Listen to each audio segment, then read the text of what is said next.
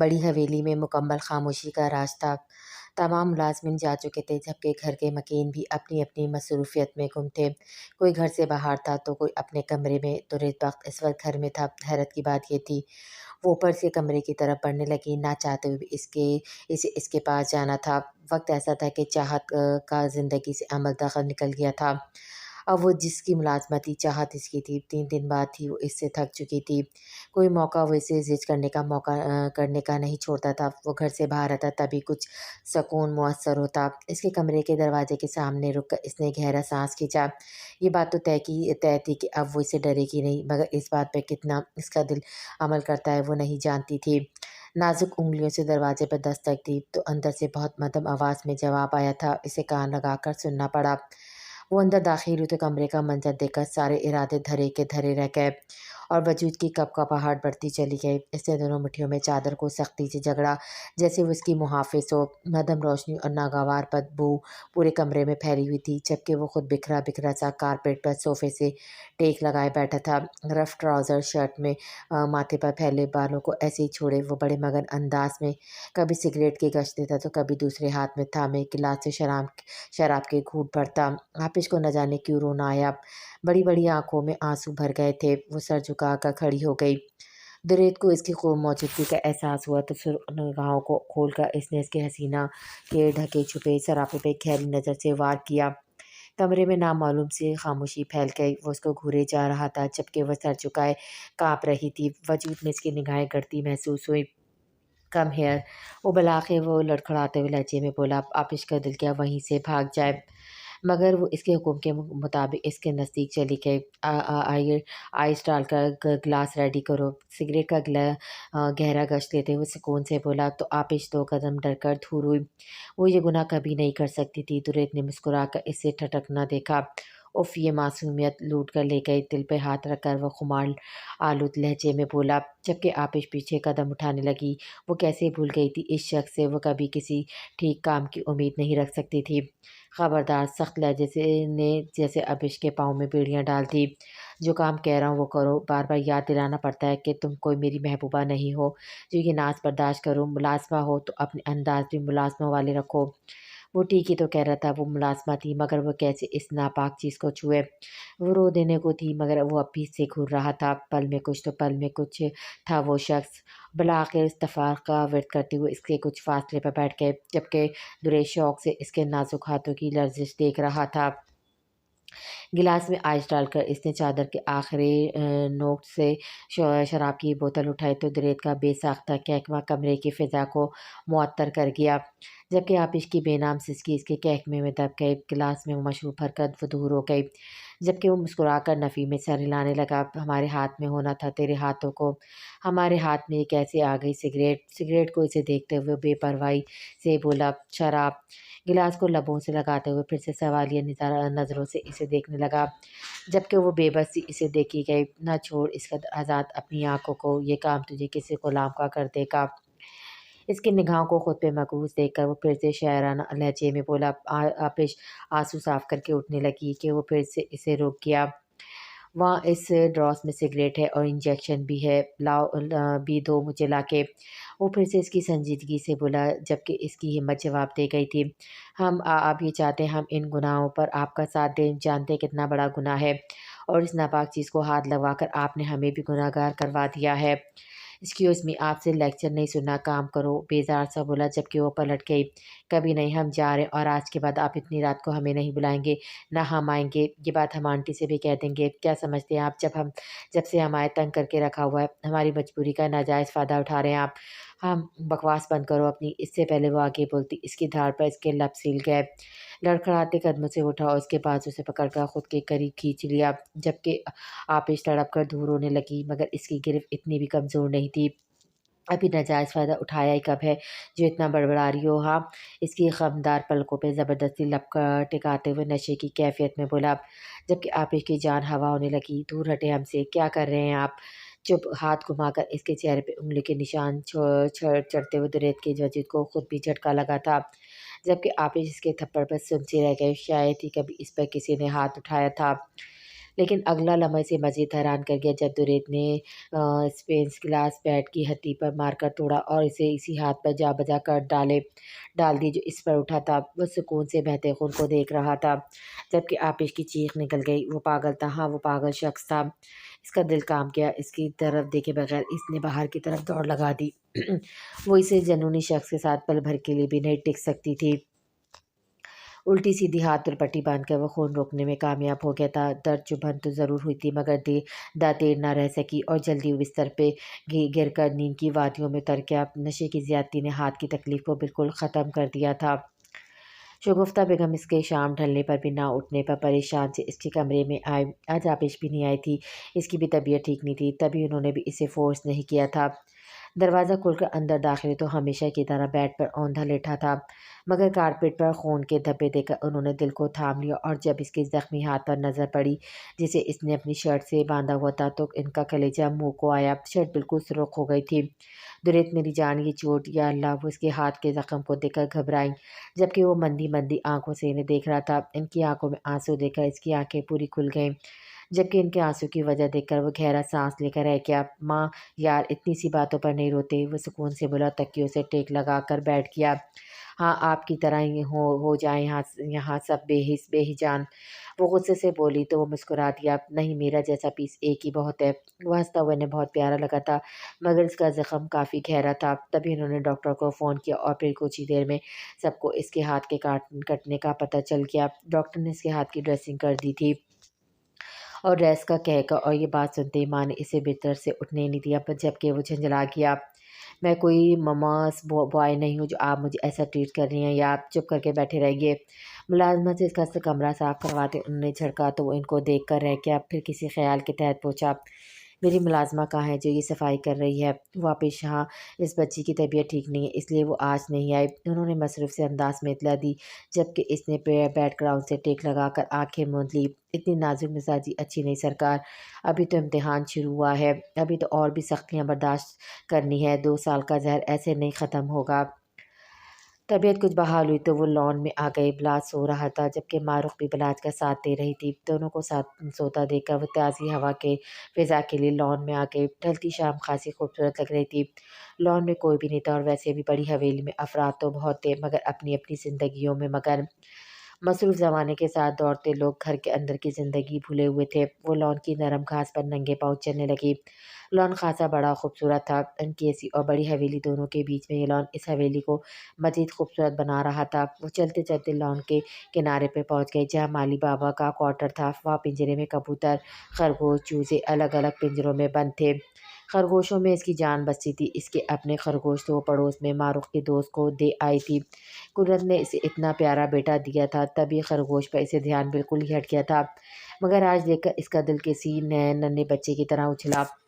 اس نے پنجرہ کھولا اور سفید برف کے گولے کی طرح دیکھتا سرخ آنکھوں والا خرگوش اپنی باہوں میں بھر لیا اور اسے لے کر لان میں آ گئی۔ ایک طرف بیٹھ کر وہ خرگوش کے ساتھ بالکل مگن ہو گئی۔ ماں نے اس کے کمرے سے نکلنے پر بالکل پابندی لگا دی تھی تبھی اس نے سائم کو آنے سے منع کر دیا۔ کمرے میں بیٹھے بیٹھے وہ تھک چکا تھا تبھی ٹیرس پہ تازہ ہوا کھانے آ گیا۔ ہاتھ میں ہمیشہ کی طرح طلب پوری کرنے کے لیے سگریٹ تھی جس کی گش وہ کچھ دیر میں بھرتا۔ دونوں ہاتھ ریگنگ پر رکھ کر وہ نیچے لان میں جھانکنے لگا تو نظر ایک طرف بیٹھی اس خوبصورتی کے مجسمے میں پڑی جس کے لمبے الجھے بالوں کا الٹا سیدھا سا جوڑا بنا تھا۔ دوپٹے کو شانے پر پھیلائے وہ لڑکی خرگوش کے ساتھ بچوں کی طرح کھیل رہی تھی، کبھی اس کے ہاتھوں کو چومتی تو کبھی اس کے چہرے پر پیار سے ہاتھ پھیرتی تو کبھی اس کے وجود کو خود میں بھر کر اس کی نرمی محسوس کرتی۔ دريد کے ماتھے پر کئی بل پڑے اور وہ پلٹ گیا۔ جب دوبارہ ٹیرس پر آیا تو ہاتھ میں گن تھی جس کا نشانہ سامنے اس لڑکی کی طرف تھا جو ہر چیز سے بے نیاز تھی، اور پھر دريد بخت کے چہرے پر شیطانی مسکراہٹ ابھری اور فضا میں گولی کی آواز ابھری، ٹھا! اب اس نے جھٹکے سے مڑ کر دیکھا، وہ وہی تھا، ہاتھ میں پسٹل تھامے اس سے نکلتے دھوئے کو پھونک مانگ رہا تھا۔ اس کی سانسیں اٹکی، خرگوش کا بے جان وجود اس کی روح کھینچ گیا۔ ابھی کچھ دیر پہلے وہ اس کے ساتھ کھیل رہا تھا اور اب اس کے وجود میں حرکت ختم تھی، اس کا وجود اس کے ہاتھوں میں لڑک گیا۔ آپش کے آنسو گلے میں اٹکنے لگے۔ اس نے ایک بار پھر مڑ کر اوپر ٹیرس کی طرف دیکھا، وہ شیطانی مسکراہٹ لیے اسے ہی دیکھ رہا تھا۔ پھر وہ خرگوش کے وجود کو خود میں بھرتی پھوٹ پھوٹ کر روتی، بے حد بے شمار اس کی ہچکیاں سسکیاں دريد بخت کی سماعتوں سے ٹکرا رہی تھی۔ میرے علاوہ سب کی اہمیت ہے۔ اس نے گھور کر وہ اندر چلا گیا۔ دل کسی صورت پرسکون نہیں تھا۔ دریت نے اویس رضا کی آفر ایکسیپٹ کر لی تھی۔ پاکستان کی سب سے بڑی فیشن لیگ میں وہ لیڈ کر رہا تھا۔ ایک مقابلہ تھا جس میں دریت بخت کو اویس رضا نے سلیکٹ کر کے جیت اپنی طرف کھینچ لی تھی، مگر دریت بخت کی پیمنٹ اس کے 14 طبق روشن کر گئی، لیکن جیتنے کے لیے وہ کچھ بھی کر سکتا تھا۔ اپنے کمرے سے باہر نکل کر سیڑھیاں اترتے اس نے صرف ایک نظر ہال اور ڈرائنگ ٹیبل کی طرف دیکھا جہاں سب افراد تھے۔ صبح کا ناشتے کا وقت تھا، تبھی سب گھر والے اکٹھے تھے۔ صرف ایک یہی وقت ہوتا تھا جس میں بڑی حویلی کے سارے افراد اکٹھے ہوتے تھے۔ مارننگ سر، سائم اندر آیا اور اس نے مارننگ کہا، جس کا اس نے سر کے اشارے سے جواب دیا۔ پورا ہال اس کے کولون کی خوشبو سے مہک اٹھا تھا۔ سب نے اس کی موجودگی کا نوٹس لے لیا تھا۔ سائم اسے کوئی ضروری بات بتا رہا تھا جسے سنتے دونوں ہی باہر نکل رہے تھے، جبکہ سامنے سے علیزے اندر داخل ہو رہی تھی۔ دریت اسے کوئی 2 ہفتوں بعد دیکھ رہا تھا۔ دریت کو دیکھ کر علیزے کا چہرہ کھل اٹھا۔ اس سے پہلے وہ اسے اگنور کرتا نکلتا ماں کی آواز پر رک گیا۔ آج موڈ کچھ ٹھیک نہیں تھا، تبھی پریشانی کے بل کم ہونے کی وجہ بڑھ رہے تھے۔ وہ رک کر پلٹا۔ میری جان، ناشتہ کر کے جانا، انہوں نے پیار سے کہا۔ وہ انکار کر دیتا اگر دماغ میں آپش کا خیال کلک نہ کرتا۔ اس نے ایک نظر علیزے کو دیکھا جو وہیں کھڑی تھی۔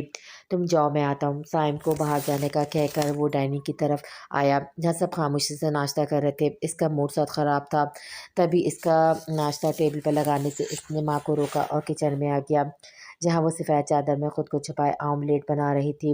بیٹے، آپ سب کے ساتھ ناشتہ کریں، ماں نے کہا تو اس کے سفید ہاتھ کی حرکت کو دیکھتے ہوئے انکار کر گیا۔ میں یہی کر لوں گا، سنجیدگی سے کہا تو شگفتہ بیگم مزید نہیں بولی۔ وہ ناشتہ کر رہا تھا، یہی بہت تھا۔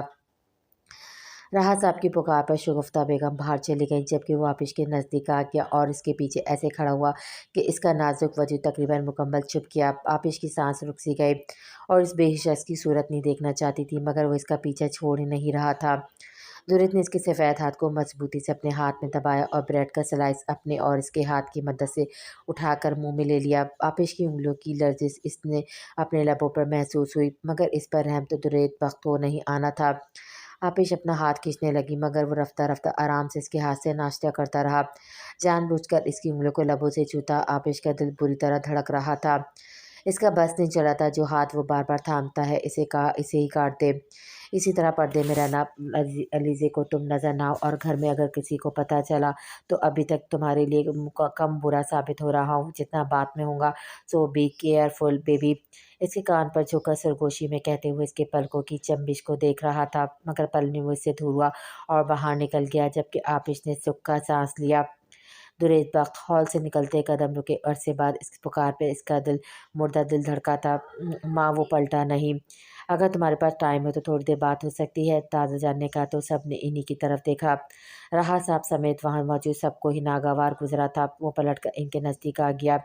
جی بس اتنا ہی بولا۔ حیدر کی شادی کے فنکشن سٹارٹ ہو رہے ہیں اور میں چاہتا ہوں تم اس شادی میں پوری طرح حصہ لو۔ اس نے بیزاریت سے ان کی طرف دیکھا۔ اوکے، مزید بات کیے بغیر وہ باہر نکل گیا، جبکہ علیزہ پرجوش نظروں سے اس کی چوڑی پشت کو دیکھ رہی تھی اور باہر نکلتے اس کے پیچھے بھاگتے گارڈز اور پیے اس کے ٹھاٹھ ہی الگ تھے۔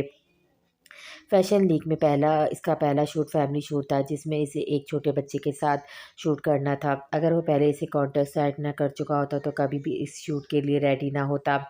اسے کوئی بچہ پسند نہیں آ رہا تھا جس کے ساتھ وہ شوٹ کرے۔ اویس رضا نے زچ ہو کر اس کی طرف دیکھا، جس نے کندھے اچکا کر سگریٹ کا گہرا کش بھرا۔ ایک تو میری مرضی کے خلاف شوٹ کروا رہے ہو، پھر میری پسند شامل لاؤ، تمہیں میں کوئی 3rd کلاس ماڈل لگتا ہوں؟ وہ سرد لہجے میں بولا تو اویس رضا بامشکل اس کی بات برداشت کرتے ہوئے بولا، سر پھر ہم کل دوبارہ آڈیشن کر لیں گے۔ اویس نے کہا تو وہ سر اس بات میں ہلا گیا۔ سائم، اس نے پاس کھڑے پیے کو بلایا۔ جی سر۔ وہ اس کی طرف جھکا۔ خود بھی ڈھونڈو کوئی ایسا بچہ جس کے ساتھ میری بانڈنگ بنے، ورنہ بیچارہ اویس ہار کر بہت روئے گا۔ وہ مدھم سا مسکرا دیا، جبکہ سائم بھی ہنسا۔ ہنستے ہوئے بہت خوبصورت لگتا تھا۔ عائشہ جو اس کی سپورٹنگ ماڈل تھی مسلسل اسے گھور رہی تھی۔ دریت کو بھی اندازہ تھا وہ کافی دیر سے اسے دیکھ رہی ہے۔ بالآخر دریت نے نظر کرم ڈالا اور اس کو دور سے آنکھ ماری تو عائشہ جھجک کر کھل کر مسکرائی۔ حالانکہ یہاں آنے کے بعد کسی چیز کی کمی نہیں تھی انہیں، مگر معروف گھر بیٹھے بور ہو گئی تو جاب کی تلاش میں نکل گئی۔ آپش نے بھی اسے نہیں روکا۔ آج وہ انٹرویو دینے گئی تھی، تبھی وہ لاج کو بڑی حویلی لے آئی اور جیسے ہی وہ بڑی حویلی آئی شگفتہ بیگم نے بلاج کو لے لیا۔ وہ اتنا پیارا تھا کہ سب خود بخود اس کی طرف متوجہ ہوتے۔ شگفتہ بیگم اسے کچھ ہی دیر لانچ میں لے کر بیٹھی رہی اور تب تک وہ درید کے کمرے کی صفائی کرنے چلی گئی۔ علیزی اپنے روم میں ریسٹ کر رہی تھی مگر آپش کو اس سے کافی محتاط تھی۔ ہال میں تقریباً سبھی اس بچے کی طرح متوجہ ہو رہے تھے۔ کچھ دیر وہاں بیٹھنے کے بعد وہ بلاج کو لے کر اپنے کمرے میں چلی گئی۔ دوپہر کا وقت ہے، تبھی آرام کی غرض سے سب کمروں میں چلے گئے تو شگفتہ بیگم بھی کمرے میں آ گئی۔ بلاج کے ساتھ کھیلتے ہوئے انہیں وقت کا اندازہ بھی نہیں ہوا۔ آپش بھی کچھ دیر بعد آ کر دیکھ جاتی۔ شام ڈھلے وہ گھر میں داخل ہو تو علیزے نے اسے روک لیا۔ وہ بیزاریت سے اسے دیکھنے لگا۔ پاکستان کا سب سے بڑا فیشن شوٹ اور تم لیڈ ماڈل ہو، امپریسو۔ وہ مسکرائی تو وہ اب بھی اسے سنجیدگی سے دیکھے گیا۔ کیا مجھے کوئی رول مل سکتا ہے؟ وہ بالآخر اصل مقصد پر آ گئے۔ شکل دیکھ کر بات کرنی چاہیے، وہ چڑھانے والے انداز میں بولا، جبکہ علیزہ کا پل بھر کے لیے منہ اتر گیا۔ وہ خاموشی سے اسے دیکھنے لگی جبکہ وہ ہنستا ہوا ماں کے کمرے میں چلا گیا۔ دروازہ کھولتے اس نے بیڈ کی طرف دیکھا جہاں ماں کے ساتھ ایک بچہ بھی تھا جس کے ساتھ ماں بڑے مگن انداز میں کھیل رہی تھی۔ ماں نے اس نے پکارا تو ماں نے اس کی طرف دیکھا۔ آؤ میری جان، انہوں نے اسے پاس بلا لیا اور بلاج کو گود میں اٹھا لیا۔ اس کی نظریں اس بچے پہ ٹک گئی۔ یہ اس نے سوالی نظروں سے پوچھا، یہ بلاج ہے، کتنا پیارا ہے نا؟ ماں نے اس کے پھولے ہوئے گالوں کو چومتے ہوئے کہا تو اس نے دل سے اقرار کیا، بچہ حقیقت میں بہت خوبصورت تھا۔ کس کا ہے یہ؟ گھر میں کوئی بچہ نہیں تھا۔ تبھی وہ تعجب سے پوچھنے لگا، ارے وہ بچی آپش ہے نا، اس کا بیٹا ہے بلاج، ماشاءاللہ بالکل ماں جیسا ہے۔ انہوں نے اس کا تعارف کروایا تو درید نے اس بچے پہ نفرت بھری نظر ڈالی۔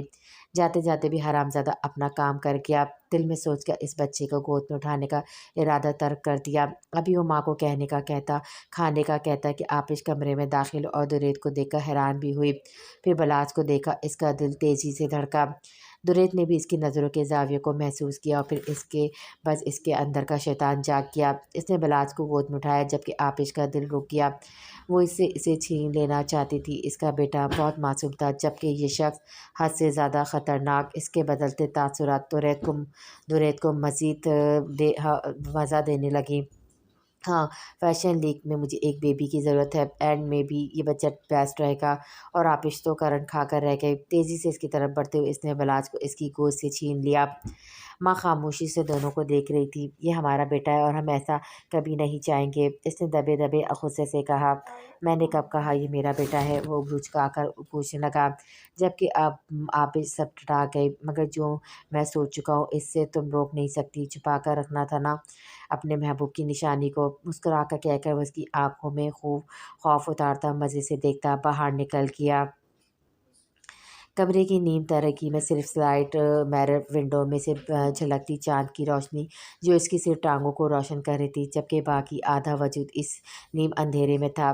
دبی اس قالین پر وہ نشے کی حالت میں بیٹھا تھا۔ انجیکشن کی لذت پورے وجود کو سن کر گئی تھی۔ وہ اسی سے لطف اندوز ہو رہا تھا کہ کمرے کا دروازہ کھلا اور ایسا لگا جیسے دنیا کی تمام روشنیاں اسے اس اندھیرے سے کھینچنے کے لیے موجود ہو۔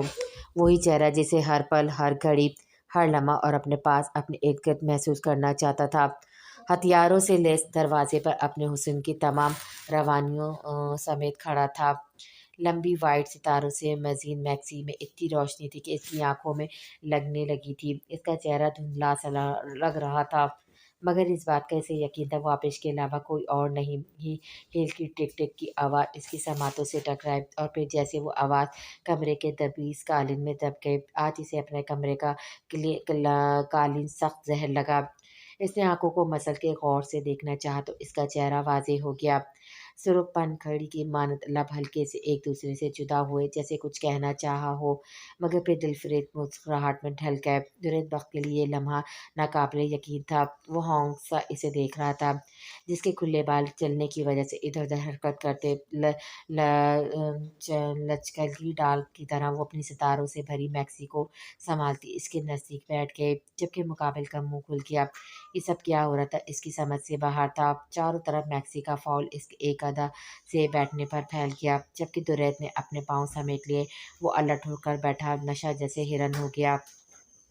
اس نے اپنے پاؤں پر سے ہلکی سی میکسی اوپر کی، سفید ملائم پینڈلی واضح ہوئی۔ اس کے دل پر اس کا حسن بجلیاں گرا رہا تھا۔ दुरेद बख्त को मुस्कुराकर देखकर इसने अपने नाजुक पाँव को हील शूज से आज़ाद किया और दोनों शूज साथ रखकर घुटनों में दोनों हाथ टिकाकर इसने अपना चेहरा हाथ पे रख लिया। बाल ढलक कर आगे आ गए थे और वो मासियों में से इसको देखने लगी। दुरेद का दिल जैसे धड़कना भूल गया। वो सांस रोके इसकी सहर अंगेज आंखों को देखने लगा और फिर जैसे दिल ने दोबारा धड़कना शुरू किया, इसने एक गहरा सांस खींचा और इसके बाजू को अपने हाथ की सख्त गिरफ्त में पकड़ा और झटके से अपनी जानिब खींच लिया। इतने करीब के इंच भर का फासला भी न रहा। वो अब भी मुस्कुरा रही थी। इसने इससे अपना हाथ नहीं छुड़वाना चाहा। क्यों? दुरेद बख्त इसे घूरने लगा जबकि आप इसकी घूरी पर खिलखिलाई और दुरेद के दिल ने एक बीट मिस की। क्या मेरे सर पर नशा चढ़ गया है या तुम हकीकत हो? वो उसके चेहरे की मलायमियत उंगली की बूर से महसूस करता सरगोशी में बोला, आपको क्या लगता है? इसकी गर्दन में बाजू हायल करती वो उठलाकर बोली। तुरंत बख्त को अपना दिल कानों में धड़कता हुआ महसूस हो रहा था। वजूद में सरशारी थी। तुम हकीकत हो, सिर्फ मेरी हकीकत। इसने जुनूनी अंदाज में इसको अपनी बाहों में जकड़ लिया जबकि आप इसकी नरम उंगलियों को अपने बालों में चलता हुआ महसूस करके वो जैसे अरसे बाद शांत हुआ था। ऐसा लग रहा था एक पर चलती मौज में सुकून उतर गया हो। जब इसे महसूस हुआ ये हकीकत है तो दिल में कई शिकवे उठे जिन्हें करने से पहले वो इसे अपनी जुनून की हल्की सी रमक दिखाना चाहता था। इसके हवा से उड़ते बालों को अपनी मुट्ठी में झटके से कैद करके इसने इसका चेहरा ऊपर उठाया। आपे के चेहरे पे हल्की सी तकलीफ की रमक उठी मगर इस तकलीफ से ज़्यादा नहीं थी जो सैयद दुरेद बख्त के वजूद में थी। इसके ब्लड रेड लिपस्टिक से सजे होठों को घूरते हुए वो रफ्ता रफ्ता इन पर झुकने लगा। एक सुरूर सा इस रात की चांदनी में था जो दरेद बेग को अपने मन चाहे मंजर में उतार रहा था। इसके लबों को अभी वो कैद करता कि धार से दरवाज़ा खुला। वो एक नापसंदीदा वजूद कमरे में दाखिल हुआ। वो नफरत से शहरयार को देख रहा था जिसे देखकर आबिश इसकी बाहों से निकलकर इसके पास दौड़ती के दुरेद ने इसके लबों बालों से जकड़कर दोबारा अपनी तरफ खींच लिया। वो झटका खाकर उठा। दिल की धड़कन हद से ज़्यादा तेज़ थी। पेशानी अर्क के आलू थी। ये ख्वाब था। हाँ, ये हकीकत हो भी नहीं सकती थी। अब वो लड़की इसका इस तरह जीना हराम करने वाली थी। इसके वजूद में इश्तियाल उठा। बास्टर्ड! इसने गुस्से से कांच का गिलास उठाकर खींचकर दीवार पर मारा। तुम क्या मेरा जीना हराम करोगी? मैं तुम्हारी एक एक सांस मुहाल कर दूंगा। समझा क्या है तुमने मुझे? वो गुस्से से फनकारा। गुस्सा हद से ज़्यादा बढ़ने लगा था। शेरयार क्यों इसके ख्वाब में आया था और वो इसके पास से क्यों भागी? ख्वाब ने इसकी असाबों को बुरी तरह झंझोड़ दिया। वो ब्लैंकेट साइड पर फेंकता शावर लेने चला गया। सुबह का सूरज ग्लास वॉल पर पड़े दबरेज पर्दों पर रोशनी फेंकता ये वाज़ेह कर किया गया कि दिन निकल गया है। तभी वो वॉशरूम में फ्रेश होने चला गया।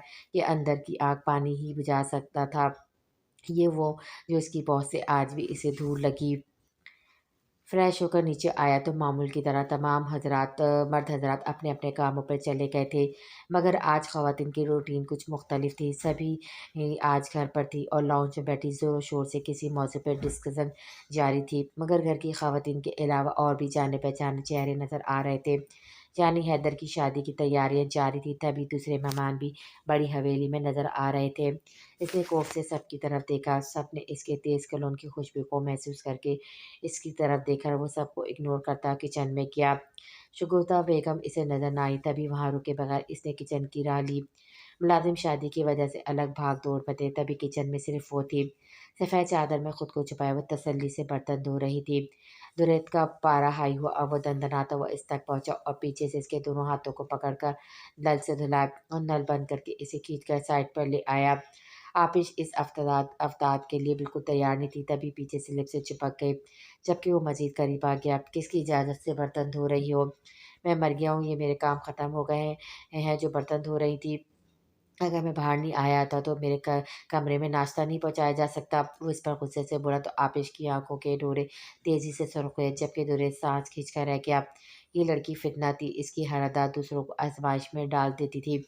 वो उससे दूर हुआ तो आपिश ने सुख का सांस लिया मगर दुरेद के दोबारा उंगली उठाने पर फिर से वो स्लिप से चिपक गए। मेरे काम के अलावा किसी काम को हाथ नहीं लगाओगी, समझी? वो वार्न करने लगा जबकि वह सर झुकाए यूं ही मसकती रही। समझ रही है हम रही हैं या समझाऊं तुम्हें? वो गुस्से से दोबारा वार्न करता करीब हुआ कि वो डर कर तेजी से बोली, जी जी हम समझ गए। तेवरी बिगड़े वो चेयर खींच कर बैठ गया, खाना दो। इसके हुक्म पर आपिश ने टेबल पर खाना चुन दिया। वो चाहने लगी कि इसने घूरा, खड़ी रहो। एक और हुक्म दिया तो वो हाथ बांधे खड़ी हो गई। चादर की ओर से आपिश ने पहली बार गुरेज को घूरा था और उसकी घुरी फौरन पकड़ी गई तो वो सब डरा गए, जबकि अब तुरंत की घुरियां बर्दाश्त करना इसकी जान पर बन गया था। क्या नाम है इसका? इसे देखते हुए इसने बिलाज के बारे में इस्तफार किया। को कौन? दिल में धगड़ पकड़ हुई तो मगर वो अनजान बन गई। इस कमीने की पूछ रहा हूँ, क्या नाम है इसके बेटे का? गुस्से से पानी का गिलास पटकते हुए वो बोला। आज तो किसी सूरत गुस्सा काबू में नहीं आ रहा था। ऊपर से शेरियार को क्यों इसके खौफ में आया, ये बात अंदर ही अंदर खून खून खौला रही थी। अब ऐसे कैसे बोल सकते हैं हमारे बलाज के बारे में? हम आपको कह रहे हैं दूर रहे हमारे बेटे से। बलाज के बारे में वो एक लफ्ज़ नहीं सुन सकती थी, तभी गुस्से से बोली, जिसका दुरेत पर कोई असर नहीं होना था। बड़ी लगती है तुम्हें तो। खैर बलाज अच्छा नाम है और बेटा भी प्यारा है। वो पुरसोच नज़रों से इसे देखकर बोलने लगा, जबकि बलाज का जिक्र वो भी इसकी ज़बान से आपिश की जान पर बनने लगी। वो उसके आगे बोलने के इंतज़ार में थी, मगर वो खामोशी से खाना खाने लगा। आपिश को उसकी खामोशी बुरी लगी और बेचैनी भी हुई। वो क्या करने वाला था वो जानना चाहती थी। दुरेत इसको बेचैन करके सुकून से खा रहा था। क्या? वो बेचैनी से बोली, पहली बार खुद से। क्या? इसने भी सवालिया नज़रें उठाई। आप हमारे बेटे से दूर रहें। क्या हमारा बेटा लगा रखा है? कोई नहीं है वो तुम्हारा बेटा। वो गुस्से से बोला, बलाज किसकी औलाद था? इसके दुश्मन की। और वो कैसे इसका एहसास किए जा रही थी? वो हमारा बेटा और हमारा ही है। हम आपको आखिरी बार कह रहे हैं दूर रहें, और अगर इसके बारे में कुछ भी उल्टा सीधा सोचा तो हमसे बुरा कोई नहीं होगा। गुस्से से सुर्खनाक दुरेत को अट्रैक्ट करने लगी। चैलेंज कर रही हो? अब भी नाक पर नजरें रखे वो बोला। तो न जाने कैसे जी इसके मुंह से इकरार निकला तो हंस दिया, खुलकर और रिलैक्स हो गया। चलो हनी, अब चूहे बिल्ली का खेल शुरू करते हैं। ये तो कंफर्म है, इसे मैं तुम्हारा रहने नहीं दूंगा। तुम सिर्फ एक काम के लिए आई हो इस दुनिया में, मैं और वो सैयद तुरैत बख्त की कैद में फड़फड़ाने के अलावा कुछ नहीं। मुस्कुराकर इसका गाल थपथपाकर वो बाहर चला गया, जबकि आपिश वही चेयर पर ढा गई। वो घर से चला गया था अपने गार्ड्स और साइम के हमरा में। आपिश को इसके जाने से भी सुकून नहीं आता, तभी आज मिलाज को इसने अपने साथ साथ रखा हुआ था। शगुफ्ता बेगम के सरार पर मारूफ भी बड़ी हवेली आ गई थी, मगर चूंकि अलीज़े ने कभी मारूफ को नहीं देखा था, तभी मारूफ बगैर खुद को छुपाए मुस्कुरा कर इन लोगों की महफिल में बैठी थी। दूसरे मुलाजमों की तरह इन्हें कोई नहीं समझता था, शायद शगुफ्ता बेगम की वजह से। तभी वो हैदर की कज़न के साथ बैठी इनके शगुफ़ों पर मुस्कुरा रही थी। अलीज़ा ने भी मारूफ को भी ज़्यादा नोटिस नहीं किया, वरना इसकी बिगड़ी तबीयत पर ज़रूर गहरा गहरा गुजरता। हाँ, अलबत्ता आपिश बिल्कुल भी वहाँ नहीं आई थी। वो इर्द-गिर्द कामों में दूसरे मुलाज़िमों की मदद कर रही थी। कुछ ही देर में मारूफ इससे बलाज को ले गई। इसको भी सकून हुआ कि एक तो काम करने में दिक्कत भी थी और दूसरा वो अभी घर पर नहीं था। बलाज को देखकर सब लड़कियाँ इस पर फ़िदा हो गईं। कोई इसकी खाल खींचता तो कोई किस करता। वो था इतना प्यारा, यहाँ तक कि अलीज़ा ने भी बलाज को प्यार किया, और बलाज साहब इतनी लड़कियों में हीरो बने मज़े से बैठे थे। आपिश इसे दूर से देखने लगी। बिलाज पर से नज़रें वो हटाना नहीं चाहती थी। ओह! दूल्हा मियाँ आए हैं। ज़रीना ने मुस्कुराकर हैदर को हिट किया, तो वो भी हँस दिया। वाह भाई! मुझे नहीं पता था मेरी शादी आप सबको एक प्लेटफ़ॉर्म पर जमा करने में मावन साबित होगी। वो खुशदिली से बुलाया, तो सभी हँसने लगे। ये तो हकीकत थी, इसकी शादी ने सबको इकट्ठा कर दिया था। आओ तुम भी बैठो, अलीज़े ने कहा तो वो सहूलत से मना कर गया। नहीं, आप ख़वातीन पे मेरा क्या काम? भाई हमें भी तो थोड़ा तंग करने का मौका दो। एक कज़न बोली तो वो भ्रू चुकाकर इन सबको देखने लगा। जोकर नहीं हूँ जो तुम सब तंग करोगे। वो बोला तो मारूफ इसे देखने लगी। शानदार पर्सनैलिटी का मालिक वो शख्स इन सब की बातों पे मज़े ले रहा था। ओके फिर हम आप ही से तो मुलाकात को भूल जाएं। अरिश माहम की बहन ने कहा तो वो सब टपटा गया। वैसे भी वो उसका फ़ोन मैसेज कुछ बैक पैक नहीं पिक नहीं कर रही थी और ना मिलती थी। अरे अरिश अच्छा लो, मैं बैठ गया, अब छोड़ो अपने शगुफ़े, मगर बाद में अपनी बहन से मिलवा रही हो डन। वो हार मानते हुए इनके बीच में बैठ गया और बिलाज को प्यार से देखने लगा, तो सभी इसके हार मारने पर खिलखिलाए और फिर सबने इसे घेरे में ले लिया। हँसी मज़ाक होता रहा। आज बड़ी हवेली की फ़िज़ा बहुत खुशगवार थी।